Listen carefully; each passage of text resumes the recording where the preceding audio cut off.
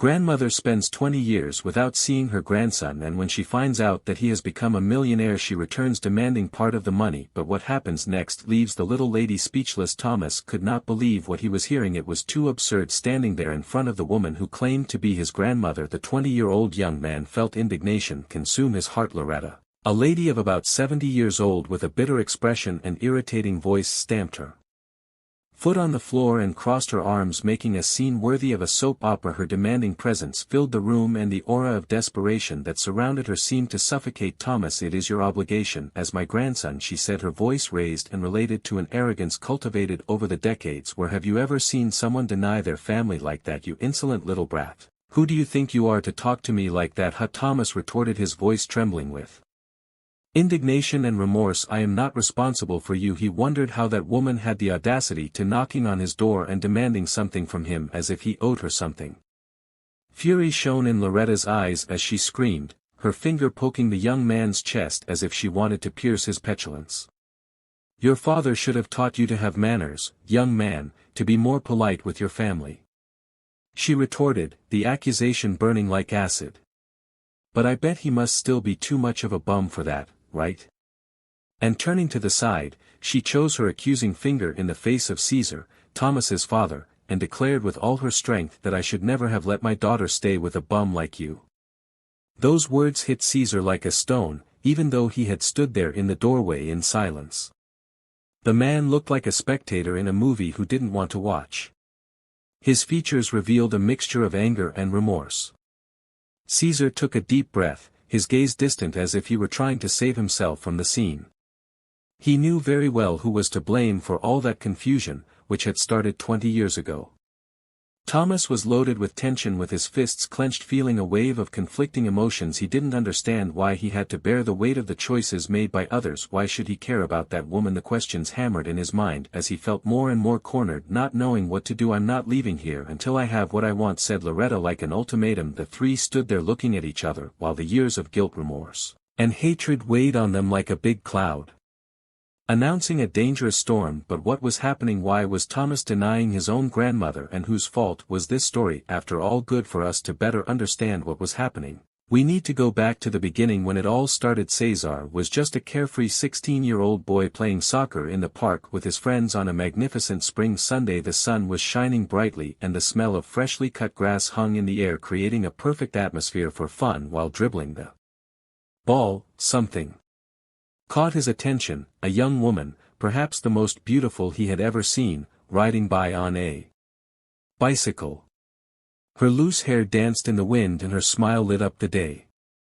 It was as if the world around him had stopped and Caesar was completely enchanted. The city he lived in was not big and everyone knew each other in some way. However, that was the first time Caesar had seen that girl. He stood there while she walked away, his mind flooded with questions. Who was she? Where did she come from? Why had he never seen her before? To his surprise, the next day, when he entered the classroom, Caesar saw her again. She was the new student. The teacher introduced her as Katerina, and Caesar felt his heart race. He wasted no time and immediately tried to get closer to her. The friendship between the two blossomed quickly. The young lovebirds spent hours talking, laughing and sharing dreams. It was as if they were visiting their own little world, just the two of them, away from the worries of the world. It didn't take long for Caesar to gather up the courage and ask Katerina to be his girlfriend, and so they became. 2 years passed in a romance full of happiness. Their relationship was pure and intense, full of promise. However, the shadow of Loretta, Katerina's mother, always followed him, judging his every step. Loretta did not accept her daughter's relationship at all. For her, Caesar was just a bum, a poor boy who was not worthy of her precious little daughter. With each meeting they had, the tension increased, and Loretta's criticisms were like knives cutting through the happiness that the two young people were trying to build. Caesar, no matter how hard he tried to ignore the weight of his mother-in-law's words, knew that his love for Katerina was true, but Loretta's constant discipline tested his patience and endurance at a moment of vulnerability. She confessed that she felt trapped between her love for Cesar and the pressure from her mother. The situation Loretta was hard to deal with, but everything got worse. Even more so when Katerina found out she was pregnant. The young woman, now 18, was terrified. It had only been a month since they had graduated from high school and the couple found themselves facing a new reality, being parents. But the truth was that Katerina didn't want to be a mother. Her dream was to go to college and become a successful person, which she couldn't do with a baby. Loretta, in turn, got in the way when she heard the news. Instead of supporting her daughter, she became an even more negative force, refusing to accept the pregnancy and insisting that Katerina break up with Cesar. It turned out that they were constant and Loretta's pressure became unbearable. Cesar tried to be understanding.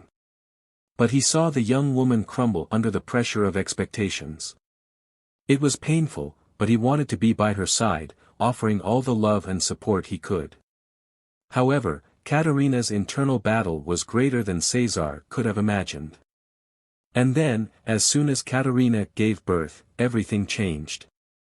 It hadn't even been 3 days since the birth when in the dead of night she abandoned her boyfriend and her son. Newborn Caesar woke up the next day and there was a letter on the table and the world fell apart. The written words were cold and distant, as if the love that had once united them had disappeared in an instant. In the letter, Katerina said that she was not going to leave her life behind. She said that she had moved with her family to another state where she would study and move on. She didn't even apologize and just wrote coldly that she didn't want to see them again, neither Caesar nor the baby. The tone of her words was clear and she decided to show that she was ready to move on without looking back and without caring about the future of her son. Caesar was paralyzed, the pain squeezing his heart like a fist. The only positive thing about all this was that he would no longer have to deal with the terror of his mother-in-law, but without Katerina, Caesar had been left alone and helpless. The sad reality of young Caesar's life was that his mother had died when he was a child and his father had been hospitalized for years due to terminal cancer. Since his father fell ill, Caesar had been he tried to emancipate himself so he could take care of his father and work, taking on responsibilities that no teenager should have at 18. He already carried the weight of the world on his shoulders, but there was no room for regrets. The only certainty he had was that he would never abandon his son, as Katerina did every time. When she looked at little Cesar, she saw not only her beloved son, but also felt renewed hope, a chance to create a different future. He promised himself that he would do everything he could to take care of little Thomas and give him the life he himself had always dreamed of having. During the days, many weeks, months, Cesar worked 2 jobs, getting up early and going to bed late, but he never complained. Life was not easy, but he faced each challenge with the courage of a warrior. For Thomas, he tried hard to be the best father possible, always telling stories and making faces to make him laugh. Whenever Cesar looked at his son, he wondered how Katerina could leave him behind. The love he felt for Thomas was unconditional. He didn't just want to give the boy a better life, he wanted Thomas to know that he was loved and that he would never be alone, and so 20 years passed. Thomas, now at 20 years old, had accomplished everything and more than his father Caesar ever dreamed for him since he was very young. Caesar worked hard to ensure that Thomas had a good education and a bright future after his father passed away after years of battling cancer. Caesar dedicated himself specifically to his son, and to his surprise he turned out to be a prodigy since childhood, showing an extraordinary talent in mathematics. When the little boy was only 6 years old, he began to impress his teachers with his ability to solve complex math problems that were beyond what his peers could understand. That he was a child prodigy, and it soon became clear that his future would be bright. Caesar, always encouraging, made sure to enroll him in advanced courses where Thomas not only excelled, but also had fun exploring a new passion for finance. At the age of 14, Thomas entered college, where he stood out as one of the best students in his course. He did quickly and started to form a network of contacts that would later become crucial to his ventures, while his peers were experiencing the typical experiences of adolescence. Thomas was immersed in his studies. After graduating at 18, he decided to open his own accounting firm, a bold move but one that soon proved to be the right decision. The company prospered and Thomas quickly gained fame as one of the most renowned businessmen in the country, attracting high-ranking clients who sought his financial expertise. With millions in his account, Thomas made sure to repay his father who had sacrificed so much for him by buying a luxurious house in an upscale neighborhood full of everything his father could want: luxury cars, an incredible swimming pool, and even a vast garden where we could spend the days together enjoying the sun and a peaceful life. Cesar was now worry-free and could focus solely on enjoying life, a luxury he had never experienced before. When he was old enough to understand this, and despite all the challenges, Cesar was honest with him and told the whole truth about his mother and the choice she had made. And that's how it was on a sunny day while father and son were sitting in the garden enjoying a refreshing lemonade. The past came knocking on the door of the beautiful people around the garden. They were in full bloom and the gentle breeze made the leaves of the trees dance. It was a perfect moment of peace and happiness, which was interrupted by the housekeeper who came running, out of breath and with a worried expression on her face. "What happened, Genevieve?" said Cesar, scared. "People, there's a historic old woman at the door. She's saying she's going to live here and she's already arrived here in Malay. Genevieve informed her. The hesitant voice, she wants to talk to you." Thomas and Cesar exchanged confused glances. What could be going on? It turns out that they got up running and went to the door without knowing what to expect, and that's when Cesar's heart almost stopped. There standing at the door was Loretta, Caterina's mother, his ex-mother-in-law, who had made his life hell for so many years. "Finally," said Loretta with a naturalness that doesn't even make it seem like they hadn't seen each other for 20 years. "These servants are blocking me," they exclaimed with an indignant expression. Cesar stood paralyzed in disbelief. What he saw. "What the hell are you doing here?" he said, his firm voice revealing his incredulity. Loretta conveyed in a disdainful and carefree way, "I'm the boy's grandmother, hey, and now I'm going to live here with you," she stated as if it were a simple and obvious statement. Thomas, who until then remained silent, finally found the voice. "Who is she?" "Dad," he said, his expression reflecting confusion and displeasure. Cesar. Upon entering the restaurant, Cesar saw a letter on the table and, as he read it, he felt the ground open up beneath his feet. Caterina's words were dry and devoid of any affection, as if the love that had once united them had suddenly disappeared. In the text, she said that she would not leave her life behind and that she had left for another state with her family to study and move on, with no desire to see them again, neither him nor the baby. The message was clear and definitive. Caterina had no intention of being part of Cesar's or her son's future. Cesar was stunned, and the pain in his heart seemed overwhelming. The only positive thing was that he would no longer have to deal with his mother-in-law's hostility. Still, he was alone and helpless. With his mother dead since childhood and his father terminally ill due to cancer, Cesar had taken on the responsibility of taking care of himself and his father from a very young age. At 18, he was already facing challenges that few young people would have to endure, but the only certainty that kept him going was the promise to never abandon his son. Little Thomas became the center of his life, and Cesar swore to give the boy everything he had ever dreamed of for himself. He worked 2 jobs, dedicating himself tirelessly to offering the best to his son, never complaining about the long hours or the daily effort. Every smile and gesture from Thomas was enough to give meaning to his struggle. As the years went by, Thomas excelled in his studies, revealing an unusual talent for mathematics even as a child. At 14, he was already in college and, after graduating, he founded an accounting firm that quickly prospered.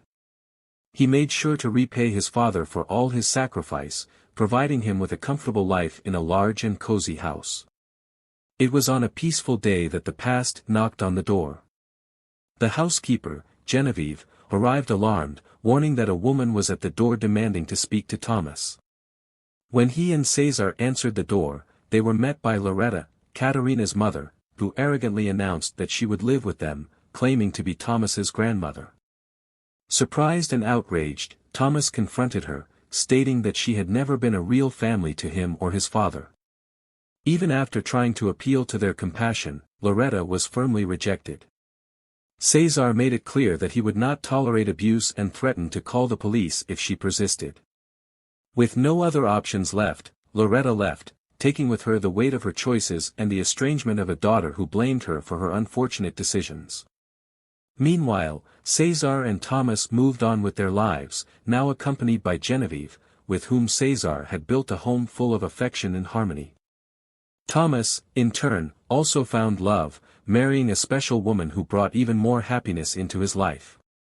Father and son continued together, strengthened by their bond and the certainty that, despite the challenges, love and perseverance triumphed, consolidating a united family full of love and respect. While Ana Luisa shared her plans for the weekend, Leah began to feel an inexplicable discomfort, like a shadow that gave her a slight chill. Even though she tried to focus on the conversation, that unsettling feeling persisted. Perhaps it was a reflection of a disturbing dream she had had the night before. Noticing her friend's distraction, Ana asked if everything was okay. Leah smiled, answering, "Yes, it was just a nightmare. I dreamed about fire, about everything on fire."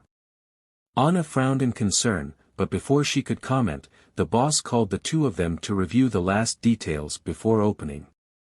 As work began, Leah tried to shake off her uneasiness, serving customers with her usual smile and efficiency, but the feeling of something strange haunted her, as if she were waiting for an imminent situation.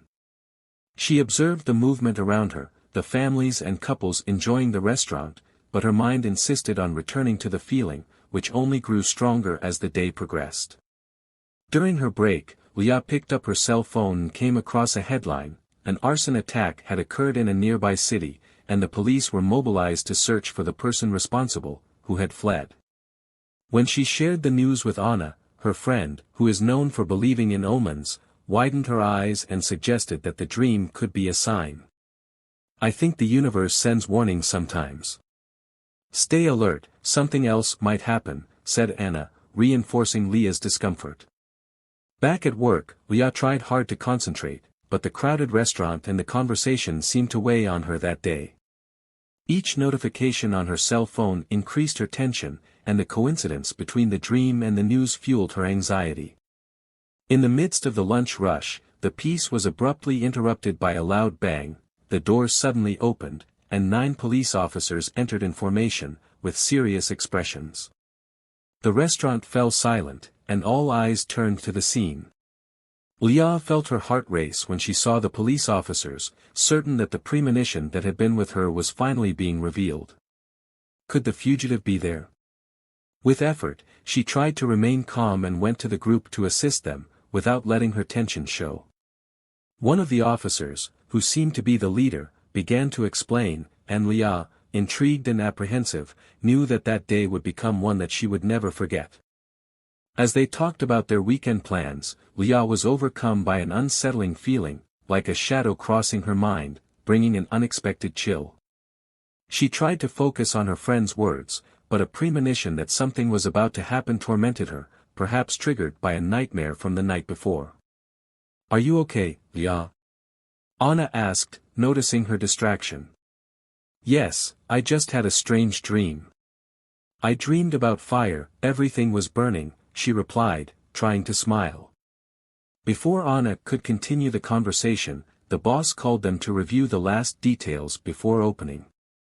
Leah was grateful for the interruption, not wanting to worry anyone with her premonitions.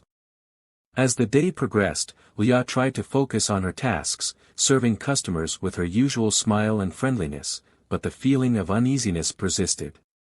The restaurant was full of families and friends enjoying their meals, while she waited on tables and watched the movement with a gaze that often turned to the door, expecting something or someone to enter at any moment. In a moment of distraction, she saw a headline on her cell phone that froze her heart: a fire had broken out in the neighboring city, and the police were searching for the person responsible, who had fled.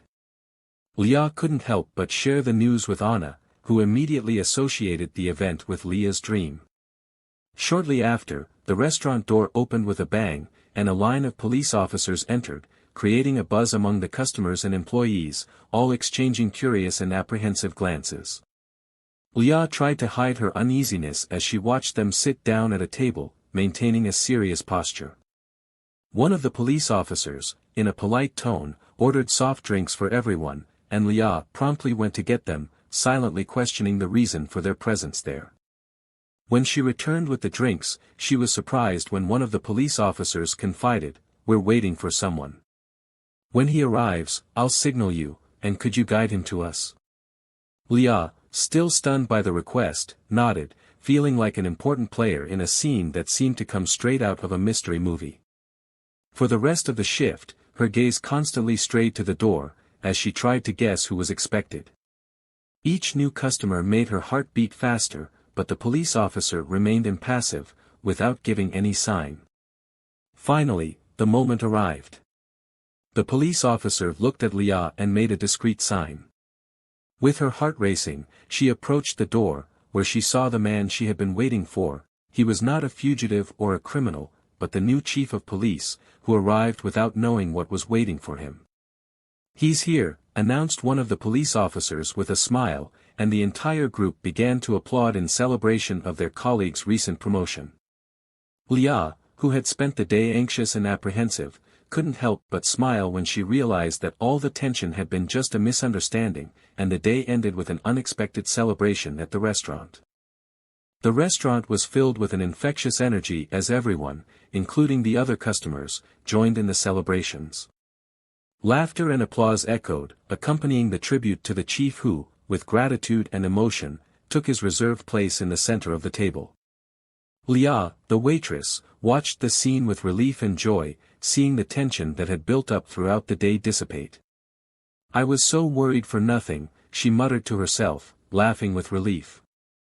The police officers, now more relaxed, thanked Leah for her help, ordering the house special dish, the famous Parmigiana. "A very nice Parmigiana will be ready for you soon," she replied excitedly, returning to her routine with a smile that she could not hide. The new police chief was clearly loved by his team, reflecting the respect and appreciation that had been earned over the years. When she realized that everything had been a celebration and not a risky operation, Leah breathed a sigh of relief. Her initial anxiety gave way to a feeling of accomplishment for having contributed to such a special moment.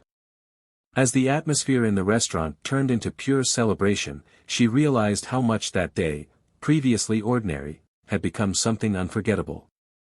Later, when checking her cell phone, Leah read that the criminal she suspected was nearby had been captured in another city, far away. "See, Anna. In the end, it was just me imagining things," she said to her colleague, who smiled and giggled. Despite still believing in a possible premonition, Anna also laughed, satisfied with the outcome. What Leah didn't imagine was that the origin of her disturbing dream was in a film about arson, which had been shown in the early hours of the morning while she was sleeping. Those sounds and images influenced her subconscious, creating the tension that now seemed funny. At the end of her shift, as she closed the restaurant, Leah reflected on the day, satisfied and ready to share this memorable story with family and friends. A day of work transformed into an unexpected celebration. Anderson was eager to give his daughter Lillian, who was about to turn 13, something that would reflect the love and dedication he felt for her. After much research, he chose a special edition of Alice in Wonderland, a book she had always mentioned fondly when she was younger. When he handed her the gift, however, her reaction was not what he had expected. "A book, Dad?" "I wanted a tablet," the girl exclaimed, clearly disappointed. Although he felt the weight of her frustration, Anderson tried to explain his choice, but Lillian insisted that now that she was 13, what she wanted was something more up-to-date. Determined to make his daughter happy, Anderson worked hard for a few weeks and finally managed to buy the tablet she had longed for. Lillian was overjoyed upon receiving the gift, and Anderson felt rewarded for his efforts. However, his initial enthusiasm soon gave rise to new concerns. One Sunday, when he called her to get ready for church, Lillian refused to go, claiming that she was busy chatting with friends on her tablet. The discussion between them was tense, and even her mother, Teresa, suggested that Anderson go alone to avoid further conflict. Increasingly concerned about the change in Lillian's behavior, Anderson noticed that the girl was distant and often irritable. One day, during a heated argument, Lillian blurted out something that devastated him: "I didn't want you as a father." Those words echoed painfully in Anderson's mind, and he felt lost, trying to understand what had changed between them. That same night, still distraught, he decided to go into his daughter's room to try to make peace. Finding her already asleep, he noticed the tablet on the desk and, driven by concern, decided to investigate. When exploring the device, Anderson found nothing alarming in the apps and conversations, but an exchange of messages with someone listed only as "pastor" caught his attention. Initially, the dialogue seemed harmless, mentioning church activities and spiritual advice. However, as he continued reading, a message hit him like a blow: "Lillian, I am your biological father. Your mother never told you, but I am your real father." Stunned, Anderson reread the words, in disbelief. How could the family pastor, someone he trusted deeply, say something so devastating? A mixture of anger, disbelief and sadness took hold of him. As he continued reading, more details emerged, revealing a version of his story in his past that he would never have imagined. The pastor described moments from Anderson's past and even made distorted references to him to Lillian, trying to get closer to the girl emotionally. The revelation shook Anderson deeply, leaving him without ground. The tablet, which had previously seemed just an object of leisure, now became the symbol of a truth that threatened to destroy the family. In the midst of that silent night, he was paralyzed, not knowing how to deal with the betrayal and confusion that dominated his heart. Miguel was in love with Teresa and, more than anything, he wanted to be present in Lillian's life as a father, something difficult for Anderson to accept. He could not believe the audacity of the man in trying to infiltrate his family with lies. If the pastor's words were true, then his life would have been an illusion. In a fit of rage and pain, Anderson went straight to Teresa's room, who was sleeping peacefully, and woke her up with a shout: "Can you explain to me what this means, Teresa?" She woke up startled, and the tension between them soon exploded into a heated argument. Anderson showed him the tablet and demanded an explanation, while Teresa, with tears on her face, tried to explain: "I need to tell you, love." "Don't call me love, Teresa. I don't even know who you are," he replied, distraught. The argument woke Lillian, who, confused and scared, ran to see what was happening. When she saw the tablet in her father's hands, she became furious and accused Anderson: "Why do you have my tablet? I was talking to him." Anderson, with a voice trembling with emotion, confronted his daughter, and her words hit him like knives: "You're a liar."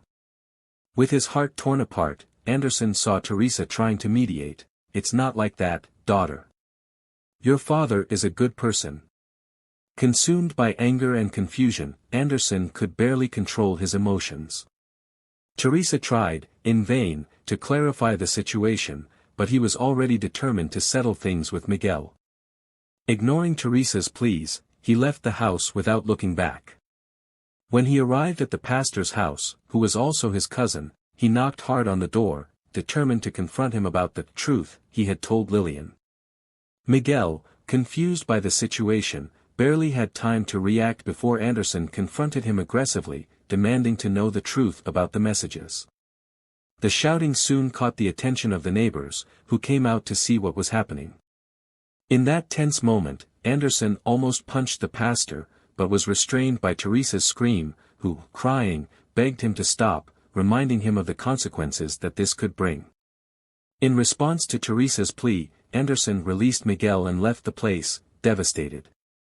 He spent the following days isolated, trying to understand the turn his life had taken, while Teresa confronted Miguel about his irresponsible attitude. During this time, Lillian heard the story between Anderson and Miguel through her mother. Miguel and Anderson grew up almost like brothers, but there was always tension between them, intensified by Miguel's envy of Anderson, especially Teresa, the woman for whom they both had feelings.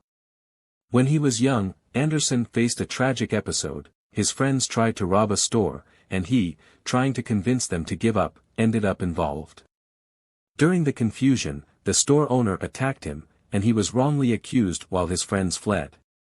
Teresa, faithful, supported him and promised to wait for him, even during his imprisonment. However, during this dark time, Miguel, driven by old feelings and a moment of weakness, found Teresa vulnerable at a party, and they ended up together.